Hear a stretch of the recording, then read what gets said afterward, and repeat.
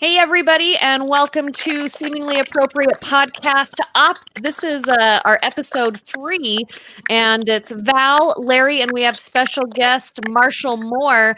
And we're dealing with the new normal tonight. So you're actually doing the podcast with us in your car. So if you guys hear a little bit of crackling, it's because this is how our world is right now.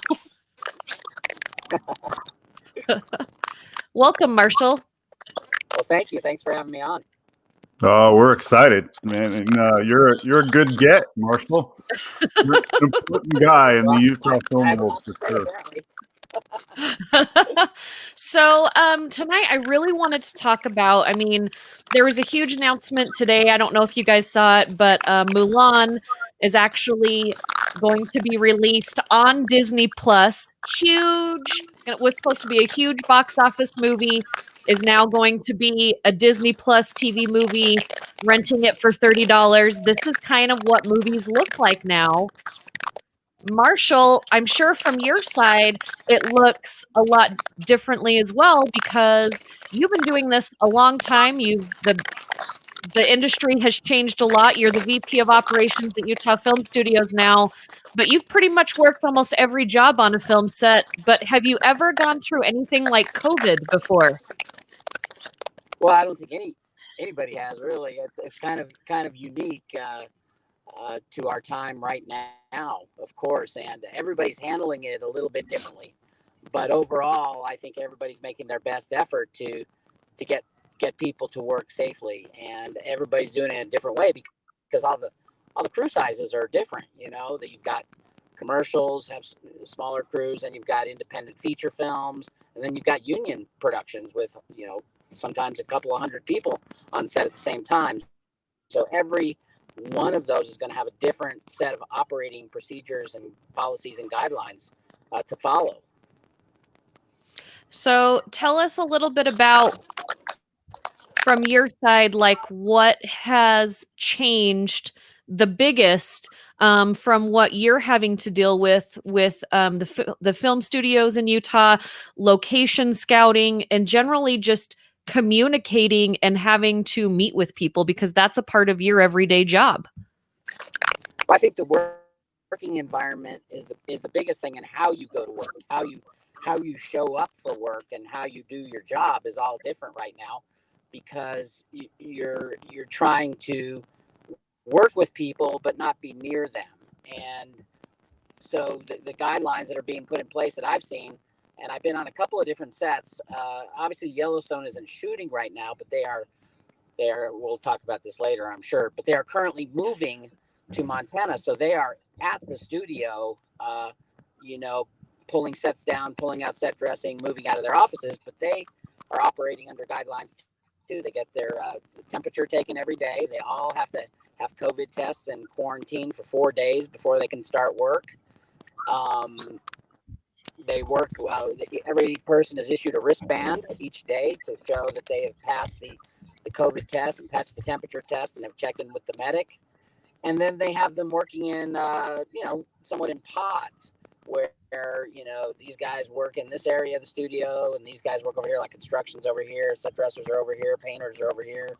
They try not to commingle too much in the building. And the other thing is, having visitors is kind of off the table too, because you can only, work with the people who have passed certain protocols.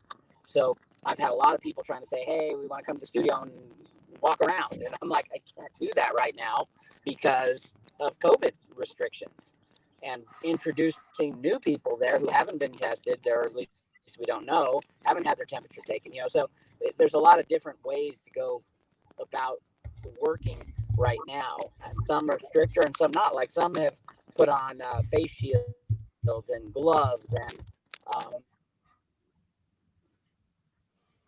We lost Marshall for a minute. He is actually, if you're not watching this and you're listening, he has actually had to drive from the studio to Bountiful to pick up his daughter from a softball practice tonight. Oh, there, we got him. We got him back for a minute. We got you back. Yeah, and I'm sorry I'm not hearing you right now. That's all right. Can you hear us now? Go ahead. Okay. All right, Larry, do you Yeah. have a question?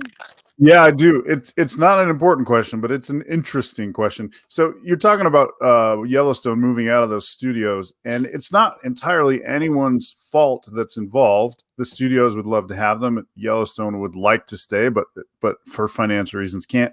So what I'm curious about is during this whole moving process, is there a little bit of an awkwardness? Like if my roommates decided to move out or something, I'd be like, oh, this is so awkward on moving day. Is that sort of a reality that you guys are dealing with?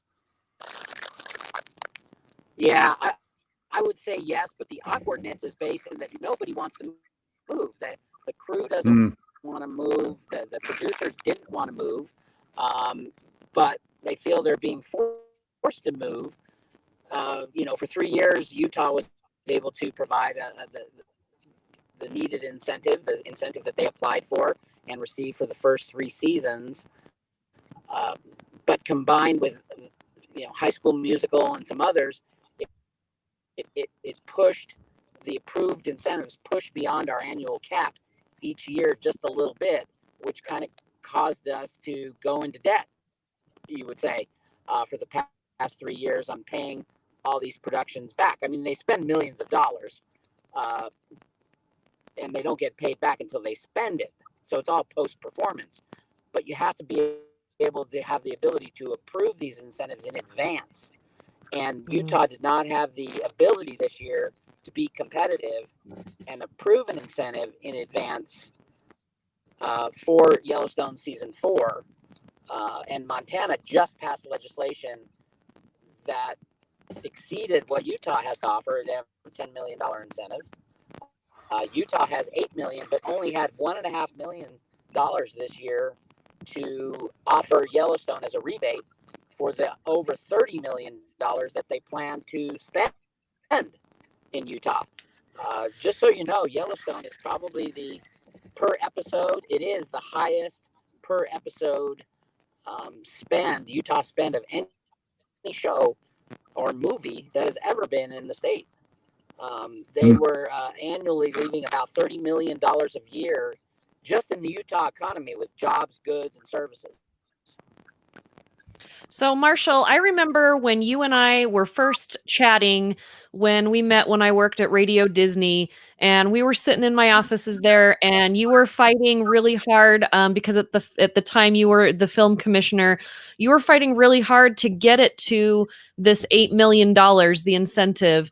That was a while ago. That was a good probably 8 years ago. Why is the incentive not more now? Why is it still only 8 million? Yeah, it hasn't changed since 2011. You're right. And fortunately, that particular year, we had Greg Hughes, who was the sponsor of the bill, and he made sure it got done. And we got our 6.79 million added to $1.5 million cash, and that took us to $8 million between a cash program and a tax credit program combined. Every year since then, we, as an industry, either the Motion Picture Association of Utah, the Utah Film Commission, trying to educate, and others have tried to educate the legislature and the governor as to how this industry just leaves money and takes pictures, so to speak. And that's all it does. It's a machine that leaves money in the state and takes beautiful pictures and leaves those in perpetuity. Why? I think there's a narrative that's incorrect at the legislative level, and there's so many new legislators that haven't been educated correctly. Even though we've tried, it just seems to bounce off. That the narrative is that the rebate money, is going to Hollywood, so to speak, just this entity called Hollywood, or the rebate money is going to Kevin Costner on Yellowstone or some other celebrity. And that can't be further from the truth. The rebate only qualifies expenditures on Utah jobs, Utah cast, Utah crew, Utah vendors. It doesn't qualify anything else unless it's used in Utah. It encourages the use of Utah goods and services and the locations that we showcase all over the world, like a billboard for the state of Utah. But the narrative is that the money goes to Hollywood, and that is the wrong narrative. Well, I absolutely didn't mean to get us into this, but here we are. So get into it. We're getting real. Get into it. I couldn't be more sympathetic, Marshall. Like I mean, I just feel like Utah is just turning money away, and it's clear money that gets rebated and then spent. Utahns with jobs, that money gets taxed a bunch of times as it gets spent in the state, as the person who works here then goes buy groceries in a house. Like it just is it's a generator. But I have heard people sort of object to the idea of tax incentives, not understanding that that's just how business works, not in the movie industry, but in every industry. Like when an IKEA is built, there's tax incentives. When coal mining, there's tax incentives. Like that's how business works. I wonder if you could just comment on that for a minute. Let me simplify that a little bit. Please. So let's say you go to a store to buy a product, and there's two products next to each other on the shelf. And one says, we'll give you a $5 rebate if you buy this one, and the other one doesn't have any rebate, but it's the same thing basically. So you buy you choose the one with the rebate because it's enticing you. It's giving you a reason to choose that one over the other one. It's because you're going to get $5 back. So that's kind of how the incentive works. When they choose Utah, when producers choose Utah, we say, thank you for choosing Utah. Thank you for choosing our product over someone else's product, some other state or other country, because you chose us and because you left $30 million here in 5 months. We're going to give you some of that back. We're going to give you a rebate. It's not uncommon for companies to offer rebates on their products because they want you to buy those products. It's the same thing with states and film. They want, we throw it out there, choose us. We'll give you a rebate. Well, there's other countries and states doing the same thing. Choose us, come spend your money here. And that's kind of to simplify how that works. It's just a rebate. The money has to be spent first before any money can be given to a producer. It's not like it's part of their financing up front. No money is given up front. It's only after the jobs are created that we say thank you, and that's kind of what it is. It's 20 or 25 cents back on each dollar that they spend. Is there is there hope that the legislature will see the light, or that Spencer Cox, presumably as governor, just because that's what's likely to happen, would he be open to upping the ante a little bit? Through other parties that he's willing to have an open mind. I haven't talked to him personally in a long time, in a couple of years, but I would think that, there was a time. Well, so for example, we supported John Huntsman Jr. as a studio, and the reason why, everybody asked me why. Well, one, when he was governor, that's when we started to expand the program, and he was proactive. But in January of this year, he called for a film industry roundtable to say, if I'm elected governor, what do you need? What does this industry need? I'm going to help you get there if I'm elected governor. And so we got basically, the brightest minds together in the state of Utah that work in film, production managers, line producers, production companies, to answer his questions and see exactly what we needed. He said, okay, if I'm elected governor, it's going to go in my budget, and here's a number. And, it was a big number. It was a very big number that he was talking about, and that would have kept Yellowstone, and it would have kept High School Musical, and it would have allowed us to search after other productions too, and not just be satisfied with the independents. And the independents are great, don't get me wrong, they just don't last a very long period of time. Yellowstone's in 3 years here, leaving that much money behind. So it's kind of a big deal to understand that. Now, Marshall, I have to say that I have a few friends that work in the film industry, and I've had friends that have and are now moving out of the state of Utah because they want to go where more projects are being made. I have friends that are moving to Georgia. I have friends that are moving to Montana. I have friends that are moving to LA or have already done all these things so that they know they can be where the films are being made because of what's going on in Utah. What do we need to do to keep this money here and to get more money and to, I guess, show that this is a big part of, what Utah needs to do? I know you said a lot of people, especially in government, think it's kind of frivolous and just fun and that it's not a real business. It's not a real moneymaker, but Utah's a real big destination for movies. It has been for a really long time, but we're kind of hurting ourselves right now by not taking it seriously. Well, the states you mentioned and other countries, what they do differently there than we do here is we don't look at it like an industry. We have to treat it like an industry, like any other type of business, and take it seriously. Is there tech in movies? Absolutely. The whole industry is becoming tech driven, but yet we look at tech companies as, these great additions to business in the state of Utah, which is fine, but also include film in that, because film is the end user of that tech. So that's important to keep in mind.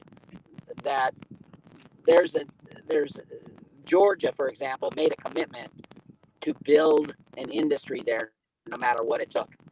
They weren't concerned about, we're worried about content in movies, or and we are worried about that here. There is times when we are worried about what movies are being produced here and what's being said in those movies and what's being shown on the screen, because we're a little more conservative. But there are other states and countries that don't have that concern, so they're willing to go big. Governor Huntsman, when he was governor, told me once on a telephone conversation, he said, hey, we got to go big on this thing, or we got to go home. We got to either go big or get out. Yeah. We've kind of just stayed kind of in the middle or on the lower end. We haven't played big. And if we play big, I'm telling you, the numbers are incredible. The calls that the Utah Film Commission takes, not only the inquiries, but serious producers that want to open up production offices in here.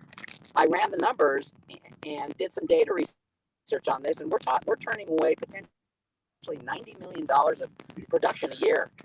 Wow. And I'm going to stop pulling that number from I'm very serious when I say that's the kind of production we could have here if we wanted it here.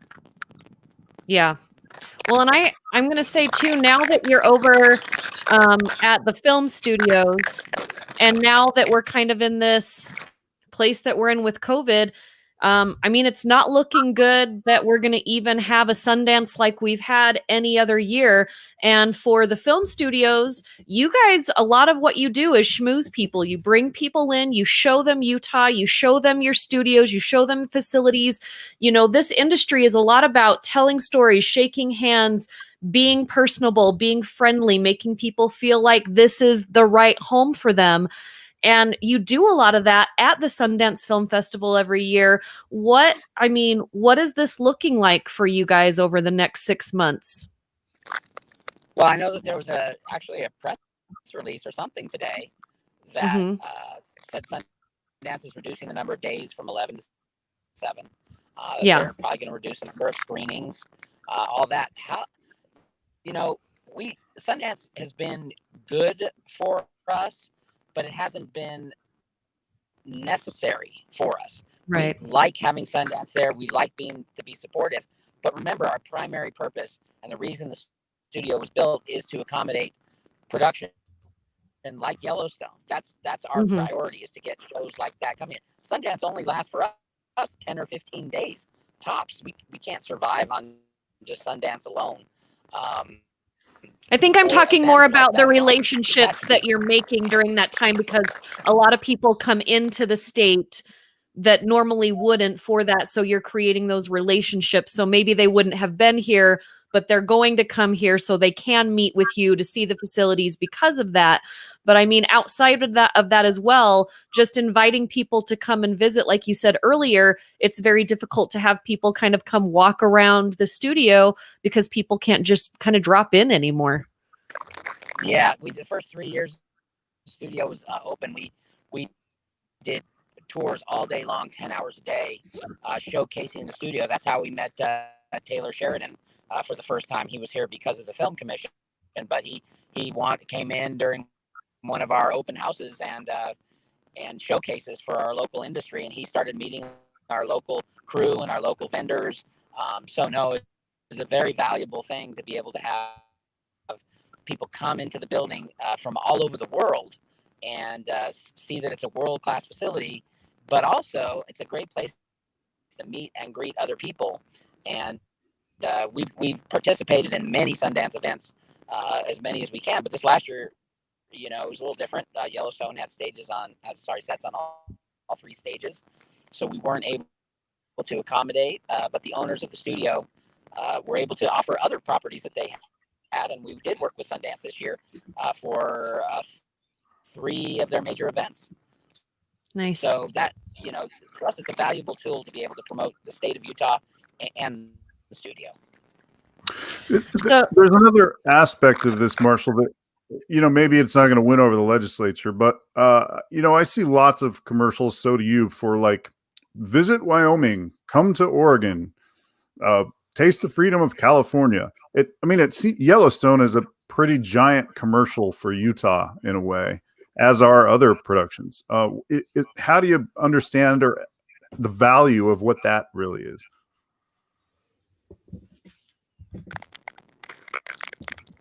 Okay, I wasn't able to hear that question. Okay. For some reason it broke up. Valerie, could you maybe repeat that? I kind of lost him completely there. Val, can you relay that? Oh, no, go ahead, Larry. You can go for it. I don't think he can hear me. Okay. Oh, you can't hear Larry? Yellowstone is kind of one giant commercial for Utah, and lots of states spend money to promote, visit Wyoming, come to Oregon. And I don't know what exactly the value of that is, but I think it's pretty great, isn't it, for people to turn on TV and see Utah in front of them all the time? Well, you're completely in tune with what this industry does. That is a great question. I can't even tell you how much. We'll start with Yellowstone because you mentioned it. Of course, there's numerous social media sites dedicated to the show. People making pilgrimages to not only Darby, Montana, where the barn and the corrals are, but pilgrimages to Thousand Peaks Ranch in Oakley and to the studio. We get many people just coming by the studio because they know that's where it's made and wanting to catch a glimpse of something. But that's what this industry does beyond Yellowstone. All the other movies, there's so many movies that have showcased Utah in a positive light, and going back to the 1920s or so, but the history of the westerns and the Red Rock and all that is so iconic now because of film. John Wayne is synonymous with the Red Rock of southern Utah. Well, High School Musical is synonymous now with East High School in Salt Lake City. So these things have a permanent, long-lasting impression that you're not even you're creating jobs along the way, but all you're doing is offering a rebate to these guys, and then in perpetuity, these images stay on the screen, are able to be used in so many different formats. And as Lee Vondrash said, there's no former film commissioner Lee Vondrash said, there's no bigger billboard for a state than a film. Yeah, I just don't think, I think people think that it's all just fun and games, which it is fun, but this is a real business. And like you said, we're turning away so much money every year. And I mean, there's at least 3 Hallmark movies being shot in Utah right now, but those are in and out. They're smaller productions. We need more productions, like Yellowstone. I mean, you were there when we had Touched by an Angel, which was huge for Utah.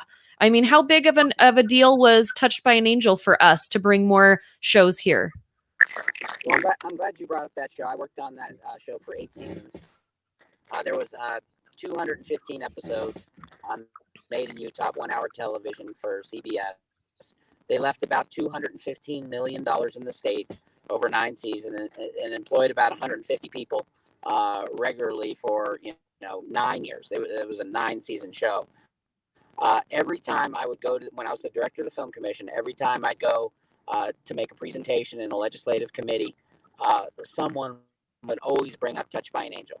They'd say, hey, why can't we get another Touched by an Angel here? That's the best thing that ever happened to Utah. And that was unique, and I understand that. And Martha Williamson, the executive producer, called it Camelot. Yeah. It was a special time. But we did. I mean, everything can't be Touched by an Angel. But we've had High School Musical, we've had Hallmark, we've had Disney. But then we get Yellowstone, which is a different beast for everyone. But I think Yellowstone. I think I'm thinking of production wise, not just story wise for Touched by an Angel, but like a 9-year series here. Like if we can get another, what I mean, like 9 years big series here that people are watching. And I mean, I do think that, this Kevin Costner show that none of us were too sure about in the beginning, that now is 3 years in, that is what the highest ranked series that's streaming right now. And we're letting it kind of fall out the back door. Yeah, we probably left 3 additional seasons on the table by basically letting them go to Montana. That's probably another $90 to $100 million that would have been spent. But it's more than that. It's more than the money. I'm hearing from vendors who relied on Yellowstone for big portions of their businesses. They had found a niche working with Yellowstone, whether it was a hat maker or a boot maker or a wrangler or a horse owner or a property owner. All these entities Yellowstone used within basically within a 30-mile radius of the studio, but they shot locations all over the state pretty much. They didn't go to southern Utah much, but they went to Logan, they went to Grantsville. So they showcased different areas of the state. And the incentive program, let's be clear here about the incentive program. The original legislation, if you read it, says it's designed to showcase the state of Utah and to create high-paying quality jobs and to successfully compete with other states. That was the purpose of the legislation. Yeah. So you said earlier, why haven't we changed it in 10 years? Why has nothing changed? We're not successfully competing anymore right now. We're losing shows like Yellowstone. And everybody may not like the content of Yellowstone, and I get it, but it's a great show. It's high quality, high paying jobs, and we should be embracing that show, saying, hey, we love having you here. That never happened with them. They were never made to feel like we love having you here. Yeah. And doesn't it put a bad taste in the mouth of future shows wanting to come here, saying, well, I mean, they let Yellowstone, this big show, leave. Why would we go there and set up shop if they're not going to have our back? I mean, realistically, is it going to put a bad taste in the mouth of more shows coming in? It has the potential to do that, yes, especially when a show is forced to move. The cost of moving a show like that, if I told you, you would probably laugh. You would like, how is that even possible? I won't give you an exact number because that's not fair, but I will tell you that it's multiple millions of dollars to uproot a show from one location and move it to another location. They are so firmly entrenched in here. Right. And they didn't want to move, but now they're having to throw, 60 to 80 people at it. Union, workers, they're having to pull out every single set, every single piece of set dressing, empty out warehouses, everything that they've established, and then start all over again and build all that back up in another place. Wow. There's an inherent cost with all of that. So bad taste. Yes. Yeah. Do they understand what happened? Yes, they do understand what happened. They don't like it, but they understood, the situation of the legislature not approving any expansion to the program, and then running out of the ability to approve a $6 or $7 million incentive each year. They understood it. They didn't like it. They hated it, but they had to accept it and then make a choice. Were they going to go where the money is? And they already had a footprint in Montana, so let's be clear there. They were shooting 30% of the show in Montana. Yeah. So, I mean, it wasn't like they just up and looked around for something else. Montana was already a part of what they were doing. But, again, if I'm coming in and I'm looking at bringing a film here or not, or a show, a series here, which is ultimately what we want so that we don't have a bunch of one-offs, I'm going to look at the track record of a place just like I would look at the track record of an employer or a vendor to see how well they've treated people. And if somebody put so much money into a place for 3 years, they were invested, people were living here, and then all of a sudden this show had to leave. Maybe I want to go where the money is too, to Montana or to somewhere else that I know I'm not going to have to leave in 3 years. So I guess my question is, while we get to wrap up here, is like, what do we do now? Like, what can we do to make this different? So let me answer the first part there about the tail end of your question about, Yeah. Does this leave a bad taste? Yeah. I always say, like, you want to market the studio, right? So you create marketing pieces and information and websites and Facebook pages. But what I always said is the best marketing tool is what's on the other side of the wall of my office. And that's everybody that's working on that show who will tell other people what a great experience they had in Utah or not. Now, yeah, for the most part, they're still going to say positive things. Right. They loved Right. They loved the facility. They loved the ease of travel between Los Angeles and Utah. That we had Grip and Electric here. They had to bring some extra in. They have cast here, crew here. All those things left a pleasant taste in their mouth. So it's not all bad. But the fact that they have to leave is going to overshadow a lot of that. So what can we do going forward? And what we can do going forward is we have to continue to educate.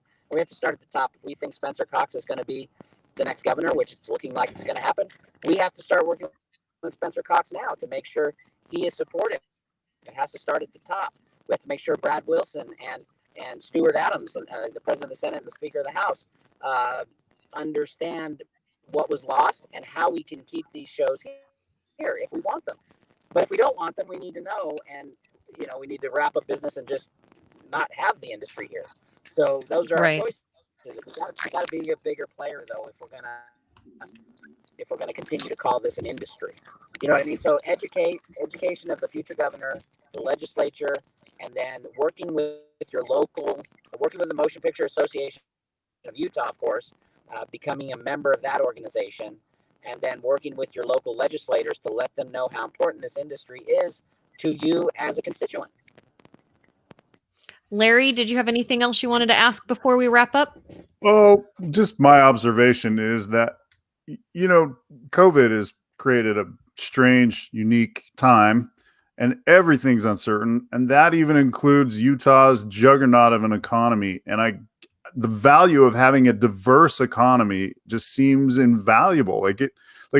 Of course we want that industry here. Of course we want a way to showcase Utah. Of course we want people who can be creative and film and make things and work on big movies. Of course we would want that. It seems like a no-brainer.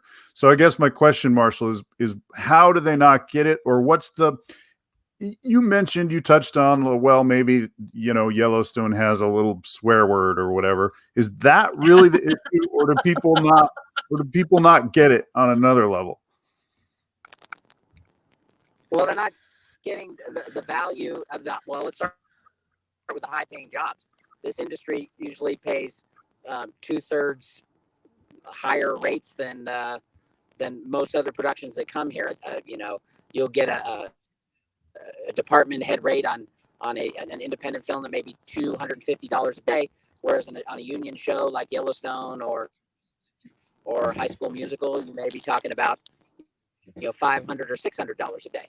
So you can start with the day rates of the people who work on these shows. These are skilled craftsmen. They are underappreciated, I think, in what they can do and how they're recognized. A lot of times, and this is going to sound a little not good, but a lot of times our industry is looked at like a bunch of carnies.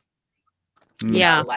We join in the circus for a little while and then we go away. No, the people working on these, the directors of photography, the gaffers, the key grips, these are all people that come, production designers, art directors, editors. These are all people that come with a certain set of skills, that are necessary to create high quality television and movies. And I think most people don't recognize that when our film schools are educating hundreds of students, and they want to work in the Utah film industry, they're having to go other places, and they're learning a skill.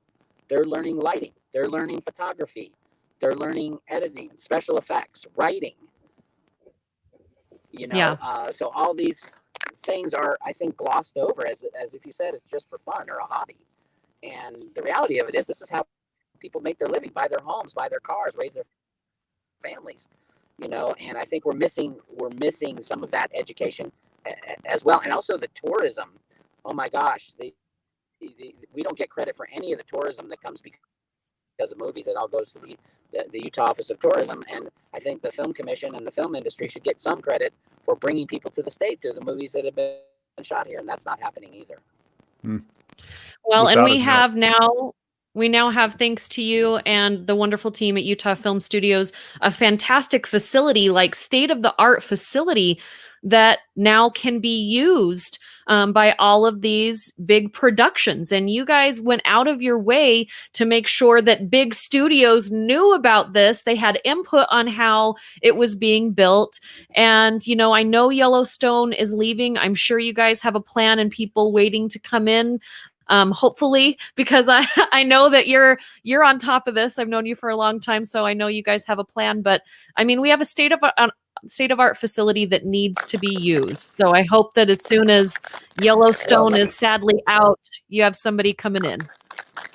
Well, first, let me give you some credit to the owners of the studio for standing by the project. It was not cheap. It was a $25 million project. It's probably the single highest capital investment anyone's ever made in the film industry in Utah. And we should give credit to all the owners, the original owner, Greg Erickson, and then the current owners who bought him out, Gary Crandall and Ryan and Matthew Crandall. They currently own the studio, and they believe in it, and they want it to stay a studio. And it can. The studio has been a platform for a lot of economic activity since it was built, attracting the series Blood and Oil, which was a short-lived yet lucrative show for the short time that it was here. And and in between Blood and Oil and Yellowstone, we worked with independent film. We did 4 independent films. We did a web series. We did 15 commercials. We did corporate events, Sundance events. But the only thing that's really going to make the studio stay around is what it was built for, and to fulfill the measure of its creation, and that's TV series like Yellowstone, and now we're sending it out the door as a state too. I'm not just talking about the studio. It hurts us too, but it also hurts the entire state and the acting community. Yeah. So many local actors have been appearing on Yellowstone, and I think that's going to change now. Yep. Yeah. Hurts me. Yeah, I think it hurts all of us. Well, Marshall, I thank you so much for giving us some of your time today. Hopefully we'll have you on in like 3 months and you'll be like, hey, we've got this great news about some new big production that's coming. And we'll get to talk to you. For a second. We can't have a new big production unless we have a new incentive, because there's nothing to attract a big production. So it would. So you guys are kind of stuck. We'd have kept Yellowstone if that was the case. So what we're going to deal with now is independent film commercials until the incentive is expanded to accommodate shows like Yellowstone and more than one. Well, we wish you the best. Again, we'll put all of the resources on our page. So everything that Marshall listed here, so that you can go talk to your legislature. You can go click through to all the resources he talked about. Thank you so much, Marshall. Thank you everyone for watching us here on YouTube and Facebook. And if you're listening to us on the podcast later, thank you so much. And next week, we'll actually be talking about cannabis. So we're going from film to cannabis in Utah. We're going to be talking to Chris Hollyfield about his cannabis podcast and what that incentive might mean for Utah. So thank you guys so much. Bye, everybody. Bye now.